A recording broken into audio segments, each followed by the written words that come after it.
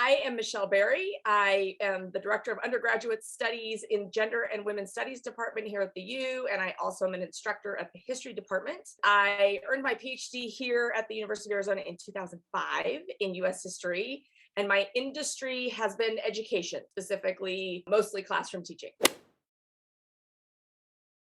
think I knew I wanted to be a teacher from a very young age. I used to teach my stuffed animals. You often hear that from people, right? And all my stuffed animals, I lined them up, and my dad made me like this cool chalkboard, and I was just a big geek. And then I think over the years, I had really amazing teachers and really not so amazing teachers. And it struck me how powerful the really good teachers were, and not just for driven students like myself, but even for students who maybe struggled with academics. The best teachers could inspire us kind of similarly, if not in the exact same way. And I just thought, God, what a powerful thing to make people be excited about learning and be excited about kind of exploring the world, right? So mostly my really great teachers were like, the cool biology teacher that just made the whole world come alive, or the history teacher who could make stories from 100 years ago seem very real and very applicable. I benefited from having really great teachers, and also, a smattering of teachers. I was like, that's kind of interesting. My mom started as a special education teacher. That was also part of it. And then my great grandmother was the first female superintendent of schools in a small county in Colorado. So I kind of come from a bit of a line of educators. So I've been in the classroom for about 20 years. And I think regardless of the type of class I teach or the students that I teach, I think they'd all say one thing, and that is that I'm a huge advocate for history, because I think it's one of the most multidisciplinary disciplines or academic subject areas that you can study. To be a really good historian, you kind of have to be able to see the whole picture. And so it's kind of interesting. So I have my degree in history, but I'm working in a transdisciplinary department, gender and women's studies. You can sort of get a master's or PhD in gender and women's studies in some places, but very few places offer that. Rather, we're a multidisciplinary or transdisciplinary subject area. History kind of helps you put on a bunch of different lenses and think about the world through a bunch of different viewpoints. And that, I think, helps me teach the weird smattering of classes that I now find myself teaching. I teach everything from sex, gender, and technology to an ecofeminism class to science and technology studies. And I'm an environmental historian, so that helped me with all that stuff. But history also just helps you think about, a particular subject area from a bunch of different perspectives. And then it also gives you the skill set to read really broadly in a bunch of different sources and texts. And so I think my particular degree area helped me in being able to be in a multidisciplinary subject area in a way that maybe some other more specific disciplines may not have allowed me to do. I think the thing that comes always to mind immediately when we talk about education, and especially classroom educating, is sort of the kind of the macroeconomic political stuff that goes on. Are you teaching in a state that honors education and remunerates it accordingly? Independent schools can be a really cool option. They're private schools that sometimes require certificates, but very often do not. Sometimes the rate of pay is much higher, classroom size is smaller. Sort of those structural things that I think classroom educators run into that are challenges can be helped in an independent school. That's not to say that you can't get all of that in a public school too. And I'm a huge advocate for public education. I think what we don't talk about often enough is just what an incredible career it is. And yes, yeah, you get summers off, whatever. That's what right? Teachers want to teach because they get summers off.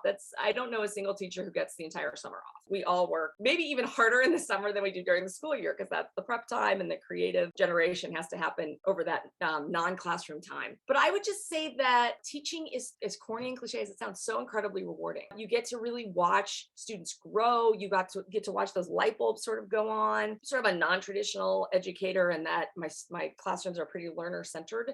So students get a lot of opportunity to practice skill sets that they use down the road. So it's not just about teaching students to memorize the date of the Civil War, but rather to teach them a really cool skill set that they can draw on: critical thinking, creative thinking, communication skills that they can sort of bring to bear on their lives, whatever they end up doing. And then there's the mentoring part of it, right? So we do what we do in the classroom, but students look up to you, students come to you with their questions about life and about not just academics. And those relationships are incredibly powerful, and they give you just a sense of purpose. And I think the saying is, right, if you love your job, you won't work a day in your life. And I think those who are, happiest in their careers feel as though they have a sense of purpose that's bigger than themselves. And certainly I think education for me has been exactly that kind of career.